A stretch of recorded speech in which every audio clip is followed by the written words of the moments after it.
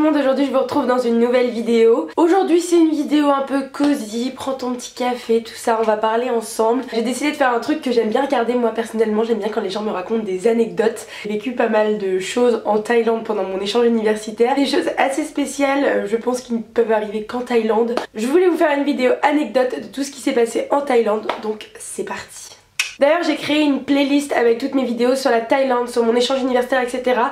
Cette vidéo là sera dans la playlist, mais je vous mettrai le lien de la playlist si vous voulez regarder toutes les vidéos concernant ce sujet là. Je l'ai jamais dit encore dans une seule de mes vidéos, je sais que je passe après tout le monde, mais n'hésitez pas à activer la petite cloche juste en bas sur mon profil pour pouvoir être informé quand je sors une nouvelle vidéo. C'est un peu n'importe quoi l'algorithme, je sais, j'en reparle, je fais vraiment une parenthèse minuscule, ça va durer moins de 10 secondes, mais voilà, abonnez-vous, mettez-vous sur la petite cloche, comme ça vous allez recevoir une vidéo et vous les ratez pas parce que je sais que c'est un peu le bâtard. Et puis dans le meilleur des cas, abonnez-vous à mes réseaux sociaux et puis vous aurez la petite notification que je vous mets dans mes stories quand je sors une nouvelle vidéo, voilà. On va commencer par deux petites anecdotes avec les taxis. Moi j'habitais à peu près 20 minutes de Bangkok, donc on prenait à chaque fois des taxis. J'étais en résidence universitaire, donc à chaque fois on était beaucoup à partir. Et il devait être à peu près 22h, 22h30. On partait en soirée, tout ça. On avait fait plusieurs taxis différents et nous comme par hasard, on s'était mis, moi avec 3 autres filles. Généralement il y a des taxis qui roulent quand même assez vite. Et puis là on était tombé sur un taxi qui roulait relativement doucement. Au début on s'est dit bon bah tant mieux, hein,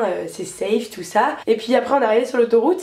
Puis il roulait encore très doucement, enfin de manière très bizarre. Et à un moment donné il s'arrête sur une station d'autoroute et il roulait encore doucement. Donc on commence à se dire ouais qu'est-ce qui se passe, c'est chelou notre histoire. Et il s'arrête, il fait son plein machin truc et il repart. On était sur l'autoroute, un espèce de pont où genre vraiment t'as rien sur les côtés, etc. Et là le mec s'arrête en plein milieu de l'autoroute. Donc vous imaginez genre 4 filles dans la bagnole avec un mec qui ne parle pas un mot d'anglais évidemment et qui nous sort sortez de la voiture. Donc là on le regarde en mode pardon, on va sortir de la voiture sur l'autoroute, enfin il se passe quoi, qu'est-ce qui nous arrive et tout. Et le mec commence à un peu s'énerver en disant ouais sortez de la voiture et tout machin truc. Et on se dit mais qu'est-ce qui va nous arriver, on est en plein milieu de l'autoroute, enfin on peut pas recommander un taxi, enfin on va faire quoi. Donc on sort de la bagnole et tout. Franchement pendant 2-3 minutes il y a eu un petit silence, un petit truc un peu malaisant, il y avait une voiture qui passait genre hyper vite sur l'autoroute. Et en fin de compte au bout de 2-3 minutes il y a une autre voiture de taxi qui est arrivée pour nous prendre. Et en fait je pense que le mec était simplement en panne ou il devait avoir un problème avec sa bagnole, donc voilà. Mais je me suis dit mais tu pouvais pas t'arrêter directement sur la station essence plutôt que de nous emmener en plein milieu de l'autoroute et de nous faire sortir. Et en plus bah voilà le mec parlait pas anglais, donc enfin, on a pris un coup de stress quoi. On s'est dit mais comment on va se démerder pour pouvoir retrouver un taxi. Alors une autre expérience, sachez que quand vous êtes blond en Asie, pas partout parce que c'est quand même très touristique, hein, je suis pas la seule blonde, mais ça m'est déjà arrivé plusieurs fois qu'on me demande de prendre des photos avec eux. Ce qui est quand même assez drôle, j'ai l'impression d'être une superstar. Et un truc qui m'a trop choquée, un jour on était à Koh San Road, donc la rue festive de Bangkok. J'étais avec mes potes français tout ça, et il y a un mec qui nous dit est-ce que je peux prendre une photo avec vous. Du coup nous trop délire, en plus on était un peu éméchés, voilà, l'alcool est dangereux pour la santé. On lui dit vas-y on prend des photos avec lui machin truc. Et genre le lendemain il y a une pote qui nous a envoyé un screen, le mec avait posté la photo sur son Instagram, elle l'avait retrouvée avec la localisation Koh San Road. Du coup on avait retrouvé la photo avec nous sur la photo. Le mec a posté la photo sur Instagram en mode on a passé la soirée ensemble, c'était génial, alors que le mec on l'a vu 30 secondes et hop il a pris sa photo, il s'est cassé. C'est très spécial mais ça m'a fait trop rire, j'étais en mode waouh ils vont beaucoup trop loin ces asiatiques. J'ai aussi une petite expérience que j'aimerais vous raconter sur les ladyboys pour vous dire à quel point c'est bien fait et que même des gens qui s'y connaissent vraiment peuvent se tromper. J'étais en boîte avec mon groupe de potes, on était tous des étrangers tout ça, et on avait un pote thaï et il y a un pote espagnol qui était grave intéressé par une meuf. On était dans une boîte qui était quand même assez européanisée et il y avait des asiatiques mais les asiatiques étaient vraiment très jolies, très belles tout ça. Et j'avais un pote espagnol qui trouvait une meuf genre super belle et tout machin truc, mais il avait des doutes, il était là en mode je suis pas sûre, peut-être c'est un ladyboy, mais la fille était vraiment jolie. Et même mon pote taille était en mode non mais franchement moi je pense pas que ce soit un ladyboy, pour moi elle a pas les caractéristiques d'un ladyboy, si elle t'intéresse vraiment bah attends moi je vais aller lui parler en taille et puis je t'arrange un coup. C'était pas loin de se pécho quand même hein. Donc du coup mon pote taille va la voir et commence à lui faire oui y a mon pote qui s'intéresse à toi, c'est quoi ton prénom tout ça. Et là la meuf, enfin la meuf lui répond avec une voix très rauque, donc ce qui casse carrément le délire. Bonjour, je m'appelle Jack. Et là mon pote thaï m'a dit mais même moi qui ai l'habitude, enfin tu sais je suis thaï, J'en vois beaucoup des ladyboys, j'aurais jamais parlé que c'était un ladyboy. Je m'appelle Jack, genre, ah j'imagine trop le truc, ça devait être trop drôle. Et du coup on s'est foutu de sa gueule pendant tout l'échange parce qu'il a failli pécho un ladyboy. C'est un peu la peur de tous les garçons qui viennent en Thaïlande hein. Une autre anecdote, toujours en taxi et encore qu'avec des meufs, mais alors là je pense qu'on a fait la connerie de notre vie. On partait en week-end avec plein de potes, on était 19 et sur les 19 on devait être genre 5-6 meufs grand max. Et on a décidé de faire un taxi avec que des meufs à 4 dans un taxi, ouais.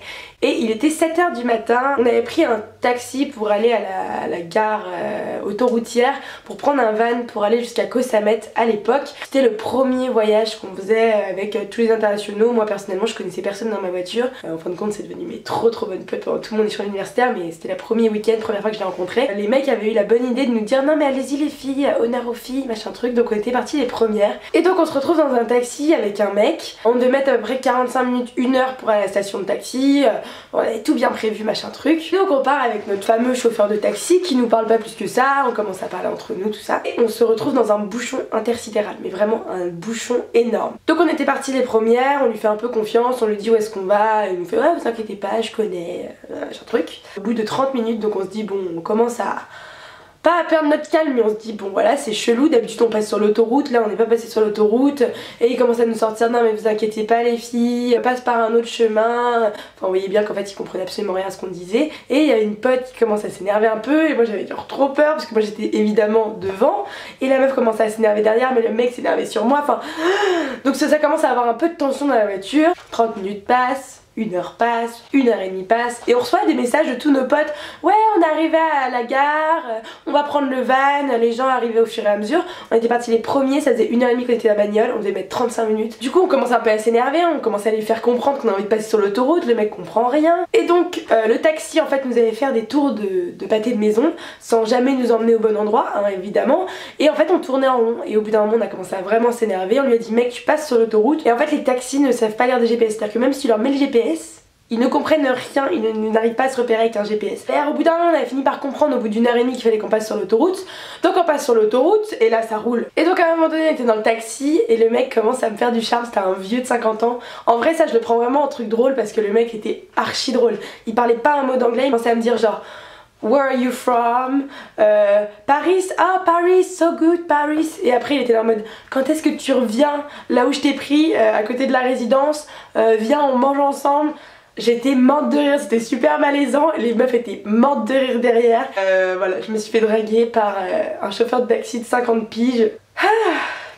Restons zen. Tous nos potes étaient déjà partis. Il devait être à peu près 8h20. Notre pote venait de prendre le van et il nous dit le prochain van est à 9h les filles. Essayez de prendre le van de 9h, machin truc. Donc on se dit on va l'avoir, y a pas de problème. On était vraiment à pas grand chose. À pied on était à 30 minutes donc on s'est dit bon ça va tranquille, en taxi ça va aller. Et là je commence à dire aux filles m'amenez les filles, on sort du taxi, on était dans un bouchon.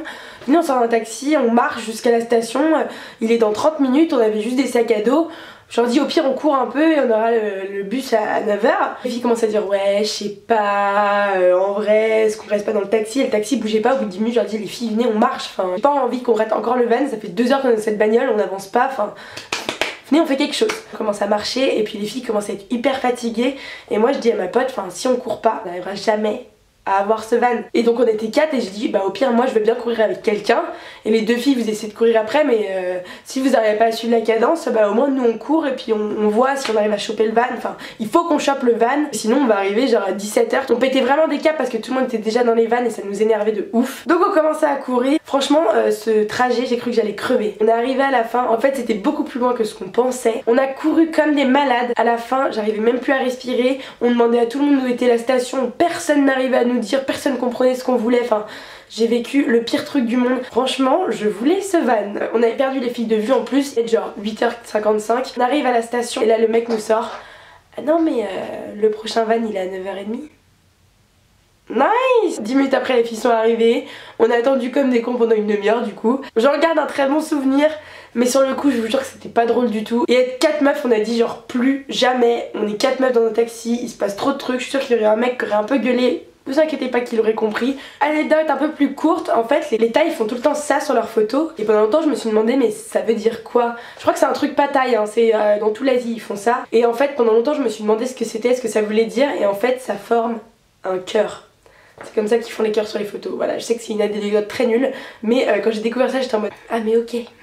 Parce qu'en fait j'avais un cours où j'étais avec un groupe de taille et au tout début on devait faire une photo de notre groupe et ils m'avaient tous dit genre fais ça, j'avais rien compris, je l'avais même pas fait sur la photo. Du coup ils étaient tous comme ça sur la photo qui a été postée sur Facebook, genre la honte intersidérale, genre surtout avec ma dégaine, je vais vous la mettre parce que c'est quand même drôle. Et du coup ça veut juste dire faire un cœur. Je voulais vous raconter aussi mon anecdote sur mon intoxication alimentaire, voilà, ça s'est passé, ça s'est fait, je peux vous dire que quand tu l'as, tu sais que tu l'as et toutes les intoxications alimentaires que tu as pu faire avant, si tu en as fait en France, c'était sympathique. J'ai eu la malchance de faire une intoxication alimentaire quand j'étais à Koh Phi Phi, enfin au retour, donc ça va, c'était le dernier jour, on avait mangé un petit pas de thaï, je peux te dire aussi ça m'a vacciné de la bouffe thaïlandaise. Je suis rentrée chez moi, tout allait bien, j'ai un pote qui a été malade dans l'avion donc c'était encore pire, et moi je me disais non, il a dû manger un truc pas frais, enfin voilà. Tu te dis toujours que ça va pas te tomber dessus. Hein. Je suis allée me coucher et à 5 h du matin, crise de panique, mais genre vraiment crise de panique, j'étais dans ma chambre toute seule.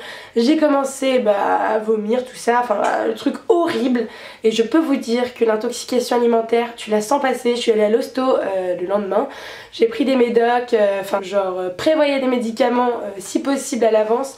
Parce que quand ça t'arrive, c'est vraiment violent. Tu peux être malade, tu peux te sentir pas très bien, tout ça, mais là, l'intoxication alimentaire, franchement pendant deux jours tu te sens pas bien, t'as des remontées, enfin tu vomis, je suis désolée c'est pas glamour du tout mais tu vomis comme un porc et franchement après pendant 2 semaines t'as plus rien envie de manger, ça te bloque tout, c'est violent. Donc voilà, je préfère vous prévenir. Et dernière anecdote que j'aimerais vous raconter, même si je ne veux pas vous traumatiser, mais bon voilà, je suis là pour être claire avec vous, sincère, tout ça, c'est un peu plus wild, clairement c'était un peu le bordel. On était à Koh Tao et j'ai adoré, d'ailleurs c'est mon île préférée, j'ai adoré tout ça, mais il faut savoir que cette île est gérée par la mafia et elle gère toutes les locations de scooters partout sur l'île.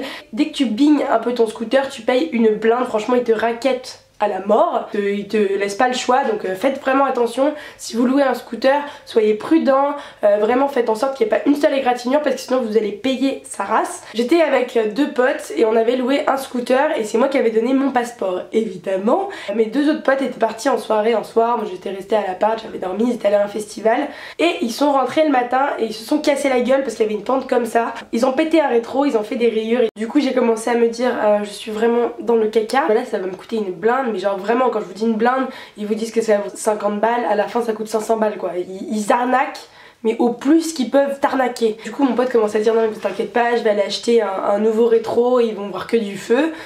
Du coup il part et il n'y avait que 2 endroits où on pouvait acheter des rétros. Les gens qui vendent des rétros sont en partenariat avec la mafia, travaillent avec la mafia. Ils vendent pas aux touristes, mais comme mon pote était taille, on s'est dit bon vas-y ça passait crème. Sauf qu'il s'est fait griller la première fois et la deuxième fois, l'hôtel a eu la gentillesse de nous aider, on a réussi à changer le rétroviseur, il y avait encore des petites égratignures et tout. On s'est dit bon c'est la merde, mais dans tous les cas j'étais en mode tu l'as fait tomber, j'étais même pas là. Tu me récupères mon passeport. Et en fait on a eu trop de chance parce que en fait mon pote a ramené le scooter et il y a un mec qui a ramené le scooter au même moment. Il a fait genre que son scooter c'était celui du mec. Un peu mis le mec dans la merde, j'avoue, on a fait un peu les putes. Et du coup il a regardé le scooter en 2-2 et il a vu que du feu parce que c'était pas le nôtre logiquement. Du coup on est parti crème, mais petite anecdote, encore de l'anecdote. Le mec a rappelé mon pote parce qu'il avait laissé son numéro quand tu loues le scooter et il lui a dit je vais te tuer, machin truc. Enfin, bon, on était déjà parti de l'île donc tout allait bien dans le meilleur des mondes. Dire à quel point c'est des malades, je vous dis ça, c'est un exemple comme un autre, tout peut très bien se passer. Voilà c'est tout pour les anecdotes, je sais pas combien de temps va durer cette vidéo mais je pense qu'elle va être très longue. J'espère que ce concept vous a plu, en tout cas moi j'ai trop aimé, enfin j'adore vous raconter des petites anecdotes, ça fait un peu story time mais bon c'est drôle parce que c'est en Thaïlande. Si vous n'avez pas vu ma vidéo, les différences entre la France et la Thaïlande, c'est plus des trucs un peu what the fuck de Thaïlande, ça rejoint un peu cette vidéo là, donc si vous l'avez pas vu je vous invite à aller regarder. N'hésitez pas à mettre un petit pouce en l'air, n'hésitez pas à mettre des commentaires et à me dire si vous avez des anecdotes un peu what the fuck qui s'est passé dans des pays étrangers également. N'hésitez pas à venir me suivre sur mon Instagram et sur mon Snapchat. Je vous fais plein de très gros bisous et je vous dis à très bientôt. Bye.